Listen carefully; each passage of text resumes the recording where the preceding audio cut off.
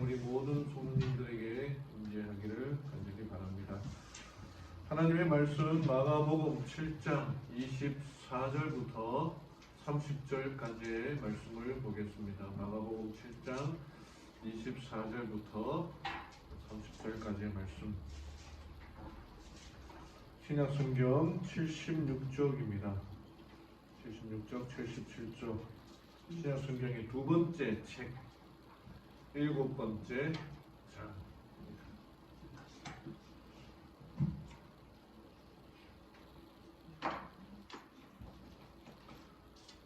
찾으셨죠? 네, 제가 천천히 읽어드리겠습니다. 그분께서 일어나사 거기를 따라 두로와 시돈 지방으로 가서 한 집에 들어가 아무도 그것을 알지 못하게 하시려 하나 숨으실 수 없더라. 부정한 영이 들린 어린 딸을 둔 어떤 여자가 그분의 소문을 듣고 와서 그분의 발 앞에 엎드렸는데 그 여자는 그리스 사람이요 민족으로는 수로보니게 사람이더라. 그녀가 그분께 간청하여 그분께서 자기 딸에게서 마귀를 쫓아내 주실 것을 구하거늘 예수님께서 그녀에게 이르시되 먼저 자녀들을 배부르게 할지니 자녀들의 빵을 집어 개들에게 던지는 것이 마땅치 아니하리라 하시매 그녀가 응답하여 그분께 이르되 주여 옳소이다마는 상 밑에 있는 개들도 자녀들의 빵 부스러기를 먹나이다 하니 그분께서 그녀에게 이르시되 이 말을 하였은즉 내 길로 가라 마귀가 내 딸에게서 나갔느니라 하시니라. 그녀가 자기 집에 돌아와 보니 마귀가 나갔고 자기 딸은 자리 위에 누워 있더라. 많이 잘 알고 계시는 수로보니게 여인의 이야기.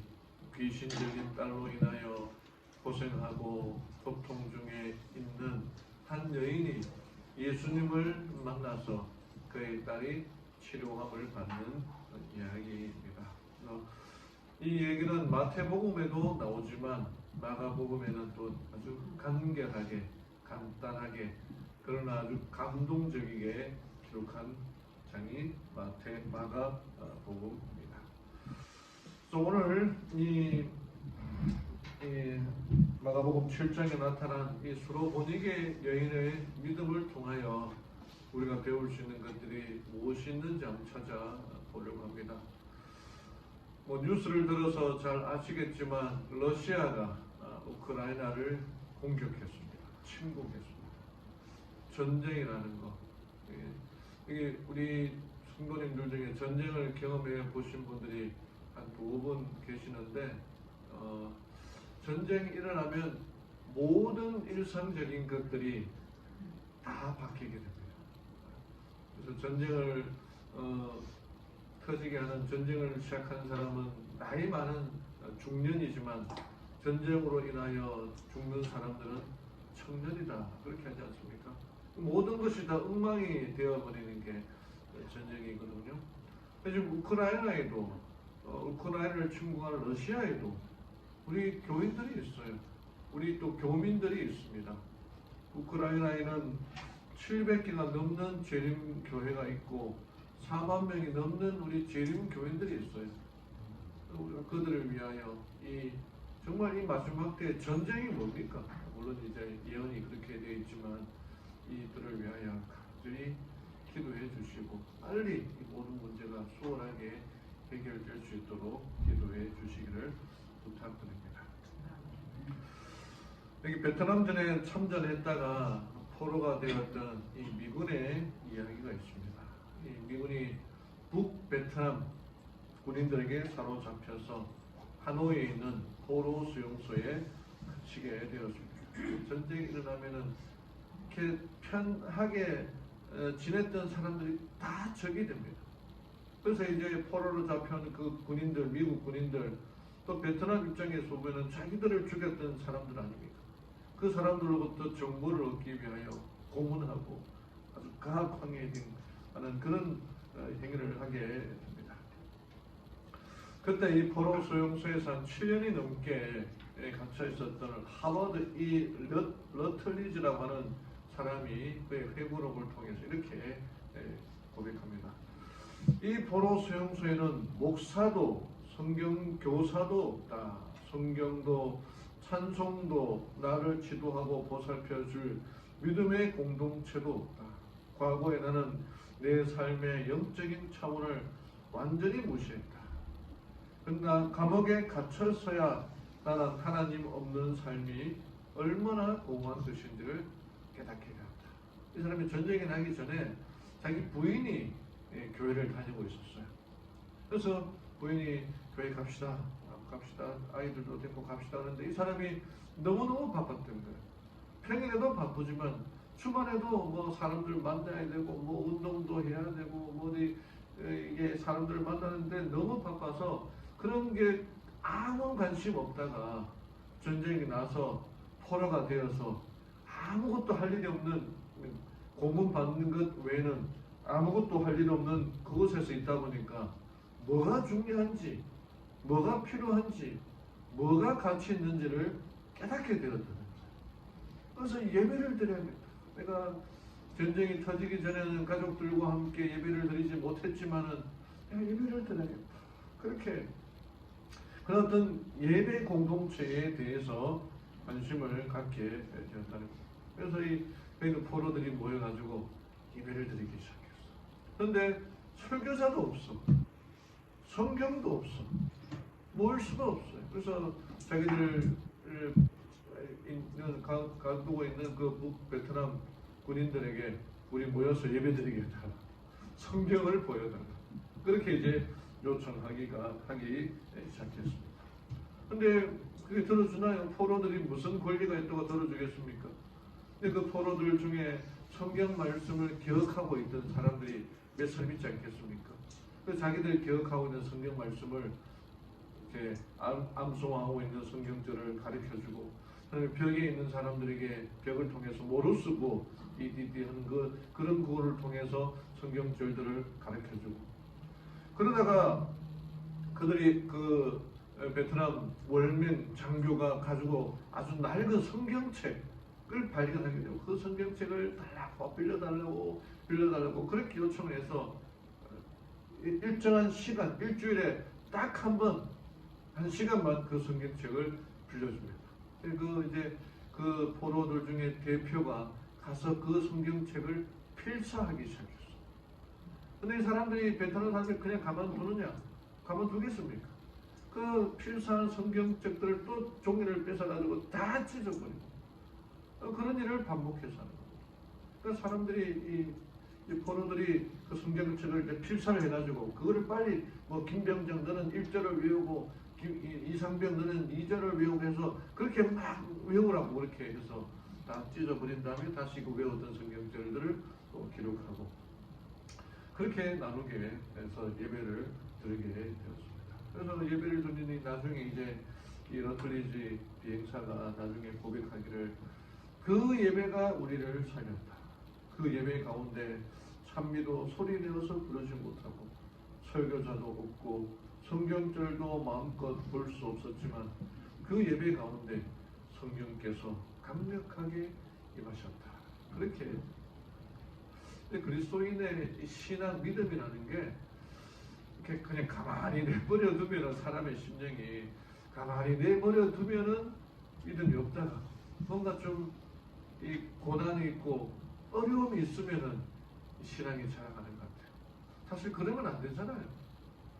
정말 편안할 때에 믿음이 더 자라가야 되는데 좀 어렵다고 하면은 이 신앙이라는 게 자라가는 게 참 우습기도 하고 그렇게 되지만 또 이 사람이 그때 고백하기를 그때에 찬미도 크게 부르지 못하고 입으로 무금으로 중얼중얼 그렇게 했음에도 불구하고 하나님의 영이 임하였다. 그렇게 기록하고 있거든요. 이 마지막 때에도 영적 전쟁에 있어서 예배가 중요한 부분을 차지한다고 요한계시록에서 말하고 있지 않습니까? 우리 이 예배를 간절한 마음으로 사모하고 간절하게 하나님의 음성을 듣기를 간구하며 살아가는 우리 성도님들 되기를 간절히 바랍니다. 오늘 본문에 나오는 이 수로보니게 여인은 하나님에 대한, 예수님에 대한 소문을 듣고 예수를 찾아간 사람입니다. 그 마음에 간절함과 절박함이 있었습니다. 그 간절함으로 예수님을 만났는데 알고 보니 예수님도 이 수로보니게 여인을 만나기 위하여 준비하셨다는 사실이 오늘 이 말씀을 통해서 알 수 있습니다.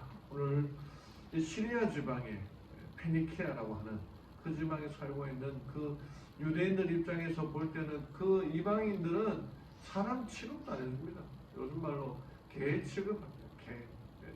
그리고 여인들은 더 유대 여인들도 취급하지 않습니다. 잘 아시다시피 사람 숫자를 잴 때 오늘 여기에 이 자리에 몇 명 모였습니까? 라고 질문을 하면은 옛날 같으면 제가 유대인이라면은 합회에다 몇 명 모였다고 보고하는지 아십니까? 하나, 둘, 셋, 넷, 다섯. 오늘 예배에 5명 참석했습니다. 그렇게 보고합니다. 왜 그렇습니까?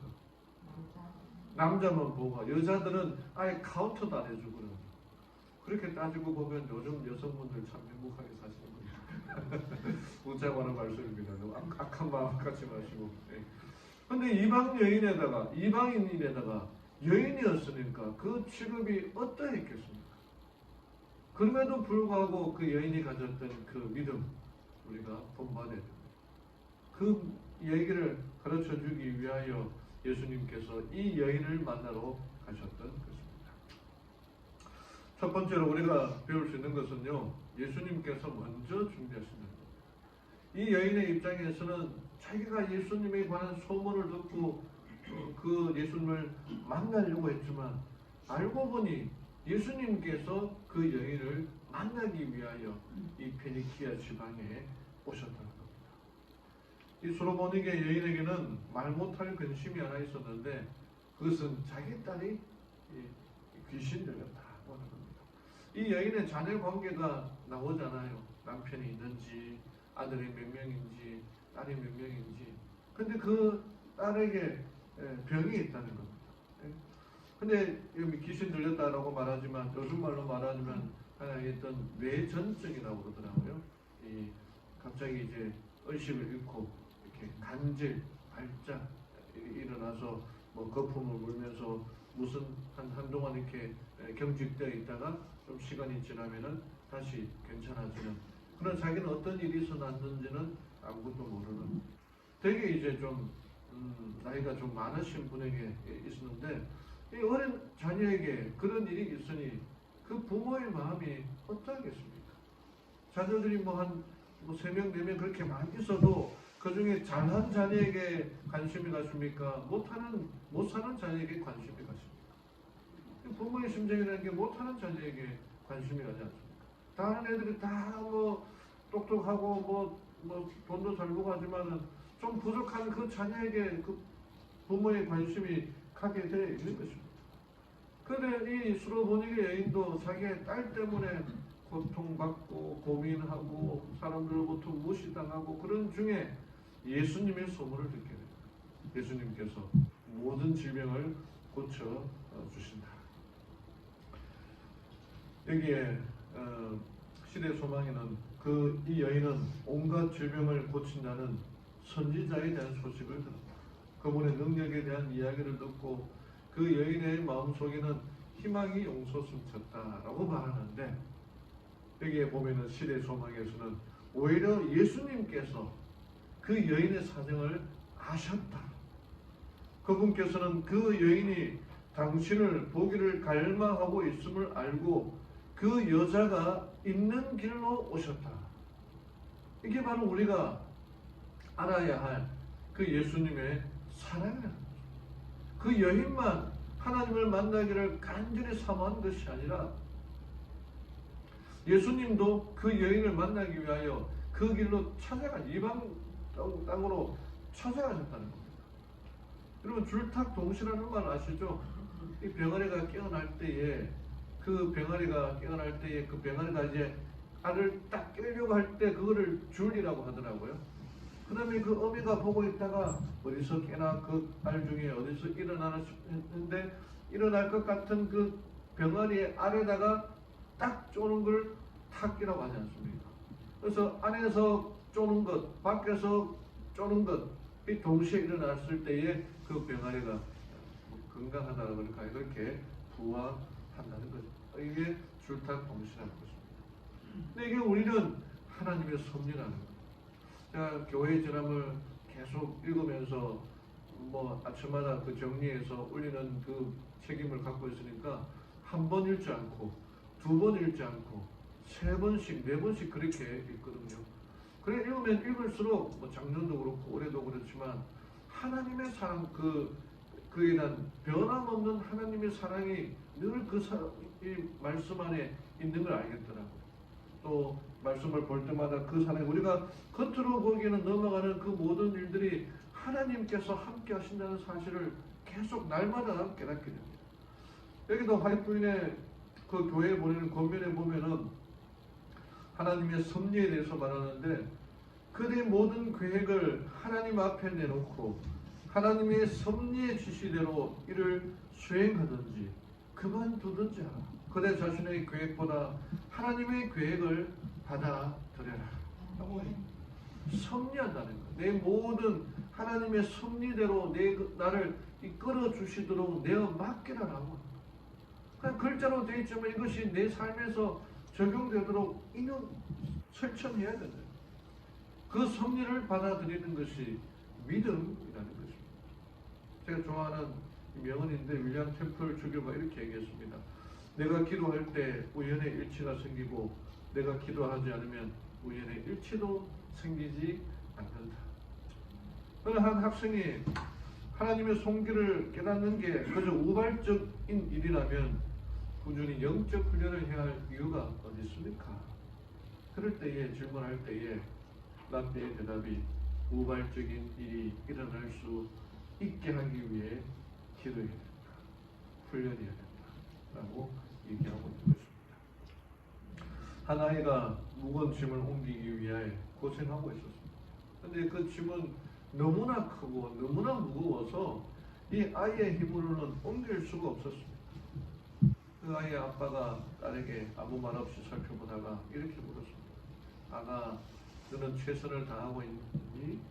그랬더니 이 아기가 네, 저는 열심히 이 박스를 옮기려고 최선을 다하고 있어요. 그랬더니 아빠가 너 정말 최선을 다하고 있어? 이 딸이 아빠 너무 힘들어요. 하지만 최선을 다해서 옮기려고 하고 있어요. 근데 아빠가 하는 말이 무엇이었습니까? 너는 최선을 다하고 있지 않다. 왜? 아빠에게 도움을 요청하지 않았기 때문이다. 아빠에게 부탁을 했으면 도와달라고 부탁했으면 아빠가 도와줬을 텐데 너는 그렇게 하지 않았다. 자기가 할 수 있는 최선의 일이 뭡니까? 모든 일, 최고의 일을 하나님께 기도하는 것 아니겠습니까? 이게 실물 경우에 이렇게 말합니다. 그분의 귀는 통회하는 자의 부르짖음을 듣기 위해 열려있다. 하나님을 사모하는 생각이 삭트는 그 순간에 그분은 그것을 아신다. 아이고 내가 하나님께 기도해야지 라고 하는 그 마음이 삭틀 때 하나님께서 벌써 와 계신다는 거예요.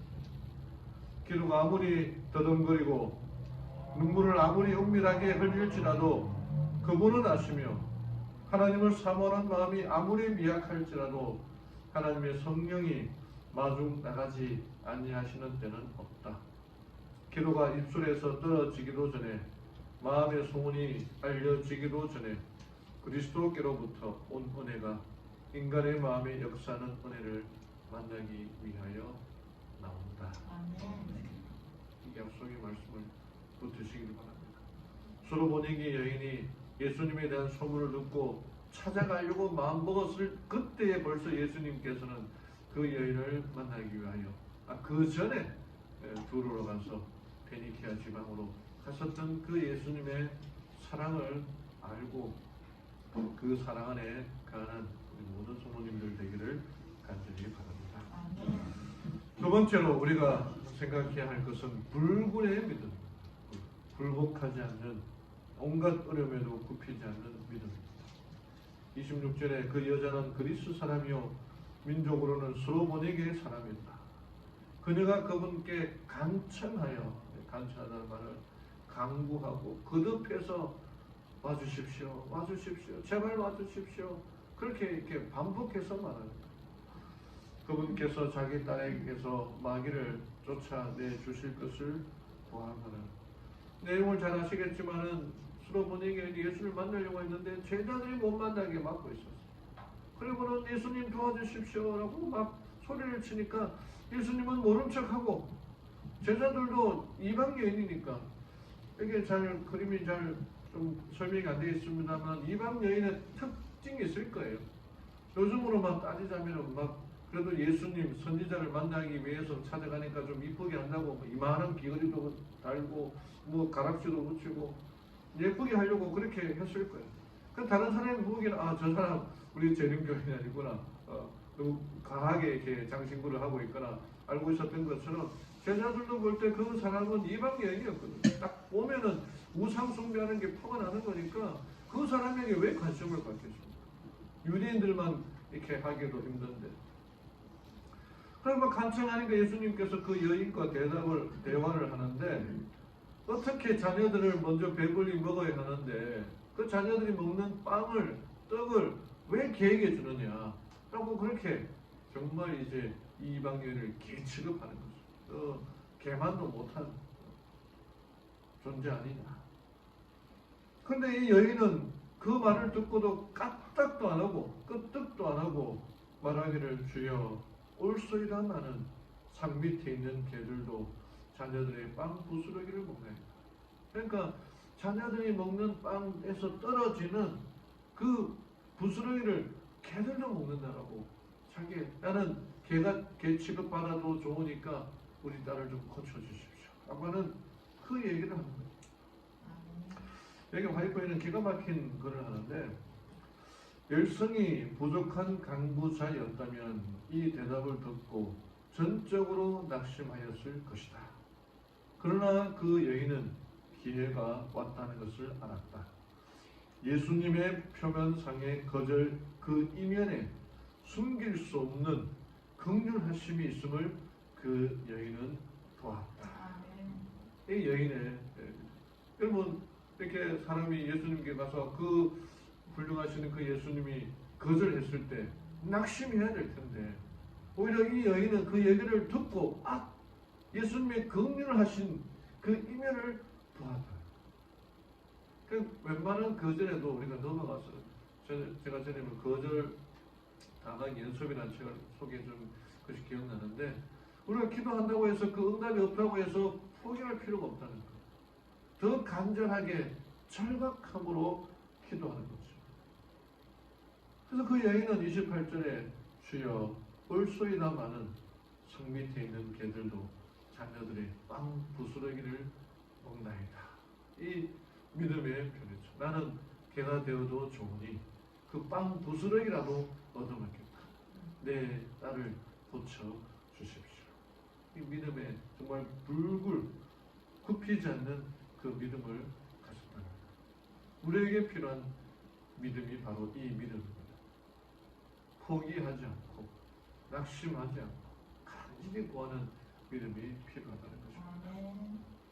영국의 유명한 설교자 가운데 스펄전 목사님이 있습니다. 이 목사님의 런던의 메트로폴리탄 교회에서 목회를 할 때에 그 교회 중에 교인 중에 나이 많은 할머니가 있었습니다. 이 할머니는 매 안식일마다 교회에 나올 때마다 언제나 그날에 새로 등록한 그 초신자들의 명단을 목사님에게 달라고 해서 그 명단을 가지고 와서 자기 집에서 그 사람들의 이름을 부르면서 신앙을 위해서 기도하고 그들의 초신자들이 믿음이 더 자라날 수 있도록 그렇게 간절히 기도했다고 합니다. 그야말로 이름도 없이 빚도 없이 평생 기도의 사역을 하였던 사람. 우리 교회도 우리 그런 분들이지 않습니까? 우리 어르신들 영화에 가서 만나지만 김영날 할머니도 그렇고 김경자 집사님도 그렇고 교회를 위한 목사님을 위하여 기도하고 있다. 그렇지 않습니까? 이 할머니가 세상을 떠났을 때에 스펄전 목사님이 정말 슬퍼하면서 이 할머니의 장례식을 인도하면서 이렇게 설교했습니다. 그녀는 나의 가장 훌륭한 동력자였습니다. 이게 바로 간절한 믿음을 소유한 사람이 해야 할 일이라는 것입니다. 교회를 위하여 기도하고 성도들을 위하여 기도하고 간절한 마음으로 기도해야 한다는 것입니다. 문서전도인에게 책에는 야곱의 약복 강가에서 기도에 대하여 이렇게 설명하고 있습니다. 그가 정말 인내하고 그 천사로 나타난 하나님을 붙들고 간절한 마음으로 붙들고 자기 다리 부러지더라도 그 예수님을 붙들고 간구하였던 것처럼 이러한 믿음이 필요하다. 정말 죽자사도 자기가 죽더라도 예수님을 붙잡았던 사람이 야곱 아니었습니까? 야곱은 인내하고 결심하였기 때문에 승리하였다. 그의 경험은 끈질긴 기도의 능력을 증가한다. 우리가 힘있는 기도와 불굴의 신앙의 교훈을 배워야 할 때가 바로 지금이다. 그것들은 열렬하고 번민하는 믿음이 능력의 강한 팔에 메어 달릴 때에 하나님께서 함께 계시는 기도의 밀실에서 얻어지는 승리들이다. 솔로몬의 경우에는 제자들도 그 여러 사람을 무시했고 예수님도 볼 때도 자기를 무시하는 것 같았고 겨우 좀 대화를 하는데 자기를 개 취급할 때 더 모멸감이 있었지만 예수님에 대한 믿음, 그 소문을 버리지 않고 끝까지 붙들고 그의 소원을 강구하지 않았습니까? 야곱도 마찬가지 아닙니까? 정말 에서에 대하여 하나님에 대하여 죄인이었다는 그 사실에 어찌할 바를 모르고 하나님을 끝까지 붙들고 했던 것처럼 그런 믿음을 소유하는 우리 모든 성도님들이 되기를 간절히 바랍니다. 세 번째는 당연한 것에 감사하라는 것입니다. 29절에 그분께서 그녀에게 이르시되 이 말을 하였은즉 내 길로 가라. 마귀가 내 딸에게서 나갔느니라 하십니다. 그녀가 자기 집에 돌아와 보니 마귀가 나갔고 자기 딸은 자리 위에 누워 있더라. 솔로몬에게 의인의 믿음은 응답되었고 딸은 치료함을 받았습니다. 집에 돌아가 보니까 자기의 그 딸이 모든 질병이 고침을 받고 건강한 모습으로 있습니다. 얼마나 감사했을까요? 여러분 우리는 얼마나 감사하고 살아보고 있습니다. 있습니까? 우리 청년들하고 좀 연결이 되어가지고 그 청년들하고 제자훈련 시간을 갖고 있는데 아침에는 새벽에는 말씀 암송하고 기도문을 올리고 저녁에는 그날 살면서 감사할 것 있는지 하나씩 올리라 그렇게 하고 있거든요. 근데 어제 같은 경우는 설교 준비한다고 집에 있다 보니까 만나는 사람도 없고 아무런 사건이 생기지 않는 거예요. 그럴 때는 무엇을 가지고 감사해야 감사합니다라고 해야 되겠습니까? 별일 없는 것을 인하여 감사해야 된다고 그렇게 생각합니다. 정말 당연한 것을 감사해야 됩니다. 이게 최정호 교수님이라는 분이 있습니다. 우리는 당연병에 걸려 있습니다. 무엇이든지 당연히 되는 것이고 당연히 있는 것인 줄 알지요. 그런데 산소가 조금만 모자라도 오존층이 조금만 뚫어져도 마실 물이 조금만 없어도 우리는 모두 다 죽습니다. 이렇게 수도꼭지만 탁 틀어도 물이 나오는 것 얼마나 감사합니까? 이 아프리카에 사는 사람들 필리핀에 제가 공부할 때에 아프리카 사람들이 제일 많이 감사하더라고요. 왜? 수도꼭지만 틀면 물이 나오니까 감사하는 거예요. 그 사람들은 진짜 우물 같은데 막 더러운 물 거기서 물을 떠와서 몇십 리를 걸어가지고 물을 떠와서 사는데 거기서 아이하스에서는 틀면 물이 나오니까. 그 자기들 어디 가려면은 걸어서 가든지 수밖에 없는데 필리핀 오니까 이 지푼이라 그래가지고 그 차를 타고 또 어디든지 갈 수 있습니다. 우리는 당연한 것은 너무나 감사하고 감사하지 못하고 있다는 거예요. 어제 저녁에 한 10시쯤 되니까 밴드에 우리 영남 앞에 선배 목사님 이동탁 목사님이라고 하는 분이 있거든요. 일지교회에. 그러니까 사모님이 암으로 고생을 하시다가 어제 돌아가셨다고 이렇게 사이트에 떠나가고. 그래서 이제 저는 한 8시에 돌아가셨고 9시에 올랐는데 제가 10시쯤에 확인하니까 거기에 사람들이 이렇게 위로의 댓글들을 쭉 쓰면서 정말 참 이 나이도 젊으신 저랑 그 목사님이 한 2, 3년 선배 되기거든요. 근데 돌아가신 분이 돌아가셨으니까 얼마나 좀 슬프겠습니까? 그래서 제가 이제 뒤를 딱 돌아보니까 우리 집사람이 크게 코를 골면서 숨을 쉬면서 자고 있는 모습을 봤을 때 어떻게 생각했을까요? 감사합니다. 감사합니다. 아, 살아있는 게 감사하구나. 하나님 감사합니다. 이렇게 아직 살아가야 할 일들이 많은데 감사합니다. 이렇게 썼습니다. 당연한 거 아닙니까? 살아있는 거. 근데 그걸 감사해야 된다는 거예요. 작년에, 재작년이죠. 뉴스에 남았는데 이 케빈 섬너라고 하는 이 아이가 희귀 질환 때문에 선천적으로 이렇게 손과 발, 혀가 정상의 40%밖에 성장이 발육이 안 되었다고 합니다. 그래서 손목도 있고 손등도 있는데 손가락이 없는 거예요. 무엇을 잡을 수가 없는 것입니다. 근데 10살이 되던 해에 크리스마스가 다가오자 이 19년도죠. 이 케빈은 어머니에게 나는 크리스마스 선물로 손가락을 갖고 싶다. 그렇게 얘기하는 거예요. 어떻게 하겠습니까? 이 어머니가 요즘 이제 SNS다가 이렇게 우리 아들이 이런 소원을 얘기했는데 도와줄 수가 있느냐라고 그렇게 올렸더니 한 그 3D 프린팅 업체에서 의수를 만들어 주었습니다. 그래서 그 의수를 이렇게 그러니까 메카닉이죠. 전기 이렇게 메카닉으로 해서 태어나서 처음으로 물병을 잡았는데 그 기뻐하는 그 모습에 어머니와 할머니 그냥 눈물을 쏟았다는 것입니다. 이게 뭔가 이렇게 잡고 있다는 거 얼마나 감사해요. 제가 어느 한 목사님이 손가락 엄지인가 검지를 다쳐가지고 이렇게 싸매고 다녔는데 안식일날 교회 가려고 이렇게 와이셔츠를 단추를 잠그는데 이 손가락이 아파가지고 단추를 못 잠그더라는 거예요. 그래서 그 목사님이 생각하기를 내가 손가락이 있는 것이 얼마나 감사한가 하면서 손가락이 가지고 감사합니다 이렇게 된다는 거예요. 뭔가 잡을 수 있다는 것 얼마나 감사합니까? 예? 우리가 걸어갈 수 있다는 것 얼마나 감사합니까? 볼 수 있다는 것 얼마나 감사합니까? 아멘. 서로 지금 이제 눈이 이제 나빠져서 이제 뒤에 있는 분들은 이렇게 조금 더 뒤에 있는 분들은 누군지 잘 이제 안 보이더라고요. 그래서 식당 가서 이렇게 아는 사람인지 모르고 넘어가는 그런 경우가 이제 생겼는데 그럼에도 불구하고 볼 수 있는 거 얼마나 감사합니까? 하나님의 은혜라는 거. 이게 편하게 숨 쉴 수 있으면 감사해야 되는데 병원에 가면은 제가 잘 모르겠습니다만은 산소 호흡기 꽂는 분들이 있는데 그 가격이 얼마인지 아십니까?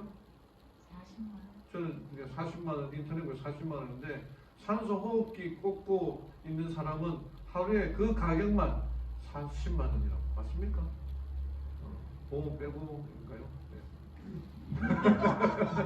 네. 제가 알기로 한 40만 원 그러더라고요. 그런데 에크모라고 그래가지고 이 자가 호흡이 안 되는 사람에게 쓰는 그 기계가 있는데 그거는 70만 원이라는 겁니다. 그럼 여기 있는 분들은 하루에 얼마씩 벌고 있는 거예요? 40만 원씩 벌고 있는 건데 70만 원씩 벌고 있는 건데 얼마나 감사한 것입니까? 인터넷 사이트에 보니까 여기 개 새끼를 파는 그 사이트가 있는데 한 마리에 얼마예요? 5,000원. 제가 이게 개 붙여서 말을 참 못하겠는데 전도서 9장 4절에 보면은 이렇게 기록되어 있습니다. 모든 산자들 중에 들어있는 자에게는 누구나 소망이 있으면 산 개가 죽은 사자보다 낫기 때문이라. 산 개가 얼마에 팔려요? 5,000원에 팔려요. 죽은 사자는 얼마에 팔릴까요? 그 가죽이 비쌀지 모르겠습니다만 호랑이 가죽은 비쌀 텐데 산 개가 죽은 사자보다 나아. 살아있다는 것 자체가 얼마나 감사하고 기적입니다. 살아있음에 감사해요. 스스로 본인의 여인 같이 악을 인하여 또 감사해야 돼요. 외주 속담에 이런 말씀이 있습니다. 다리가 부러졌다면 목이 부러지지 않은 것을 감사하라. 아침에 교회 갈 준비를 하고 하는데 우리 집사람이 간증한 거를 이제 틀어놓고 그걸 이제 들었는데 박위라고 하는 청년이 있는데 그 청년이 계곡에 가서 놀러 가서 다이빙을 했는데 그만 이 목이 부러지는 사고. 한 15분 정도 심정지가 왔다고 합니다. 그래서 이제 그 사람 간증을 하는데 나중에 이제 정신이 들어서 무슨 생각이 들었냐면 자기가 카드값 못 낸 게 있는데 그 카드값 좀 내달라고 어머니한테 얘기를 하니까 그 어머니가 얘가 그냥 의식 없이 있다가 이제 정신을 차리고 첫 하는 말이 카드값 내달라는 말을 들으니 울면서 웃었다고 그렇게 얘기를 하더라고요. 그러면 교회가 왔는데 이 계단에 가다가 이렇게 넘어져서 발이 부러졌습니다. 발이 부러졌다고 생각해 보시죠. 그 무슨 생각이 듭니까? 아이고 내가 다른 데도 아니고 교회에 왔는데 다리가 부러졌어. 하나님이 나에게 어떤 내가 무슨 죄를 지었나? 벌을 주시려고 하나? 그런 생각할 줄 모릅니다. 또 교회 오다가 뭐 사고가 나거나 무슨 생각을 해야겠습니까? 그럴 때에 감사하는 사람은 자기의 그 부러진 다리를 보고 원망하는 것이 아니라 부러지지 않은 몸을 보고 감사한다. 이게 우리의 인생의 삶이 되어야 한다는 것입니다. 사랑하는 성도 여러분, 이 솔로몬에게 여인의 이야기를 통해서 그 여인은 소문을 듣고 하나님을 찾아갔지만 예수님은 그 전에 그 여인의 사정을 알고 그 여인을 오히려 더 먼저 찾아가셨어요. 섭리하시는 하나님을 인하여 감사하기를 바랍니다. 간절한 마음으로 하나님께 나아가는 불굴의 믿음을 가지기를 바랍니다. 솔로몬에게 여인은 절박한 마음으로 하나님을 붙들고 예수님을 붙들고 자기의 사정을 아뢰었습니다. 온갖 모욕, 온갖 모멸감에도 끄떡없이 예수님께 자기의 사정을 아뢰었습니다. 야곱은 그 약복 강가에서 천사로 나타난 하나님을 붙들고 죽자 사자 매달렸습니다. 자기를 용서해 달라고 당부했습니다. 그런 불굴의 믿음을 소유하게 되기를 바랍니다. 마지막으로 당연한 것도 감사하자. 땅의 고침을 받았던 여인만 감사하는 것이 아니라 아무런 일이 없음, 별일 없음을 인하여 감사하며 살아가는 우리 모든 부모님들 되기를 바라며 말씀을 마치겠습니다.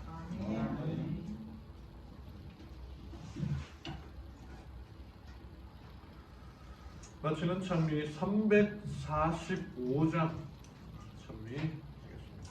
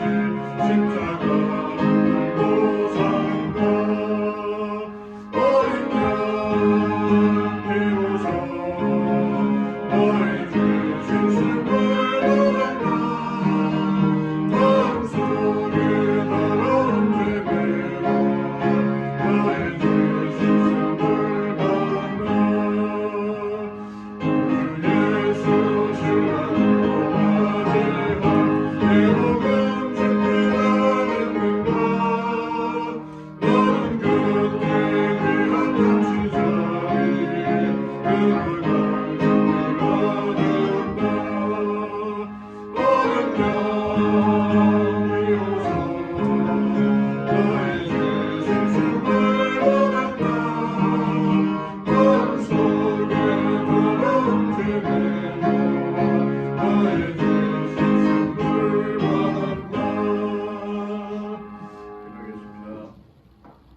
하늘에 계신 하나님 아버지, 소로보니게 여인의 그 딱한 처지를 알고 우리 주님께서 먼저 찾아가시고 그 여인을 만났던 것처럼 오늘도 우리를 찾아오시는 하나님의 사랑을 인하여 감사합니다. 하나님, 우리 또한 우리가 남에게 말하지 못하는 여러 가지 문제들로 인하여 하나님께 간구하고 간청할 때에 소로보니게 여인의 그 간구함을 들어주셨던 그 예수님, 우리의 기도를 들어주시고 우리의 간절함을 하나님 들어주셔서 응답받는 우리의 생애가 되도록 인도하여 주시옵소서. 또 소로보니게 여인이 그 온갖 모멸과 모욕을 받음에도 불구하고 예수님의 말씀을 붙들고 간절한 마음으로 불굴의 믿음으로 나아가 간구하였던 것처럼 하나님, 우리 또한 기도에 응답이 없다 낙심하지 말고 포기하지 말고 간절한 마음으로 야곱의 믿음으로 소로보니게 여인의 간절함으로 하나님께 나아가 간구하며 살아가는 죄를 되게 도와주시옵소서. 낙심하지 말고 절망하지 말고 포기하지 말고 우리를 선한 길로 이끌어 주시는 예수님의 사랑에 의지하여 약속의 말씀에 의지하여 간구하게 도와주시옵소서. 또한 하나님, 우리의 믿음이, 우리의 신앙이 당연한 것을 인하여 감사하는 생애가 되도록 도와주시옵소서.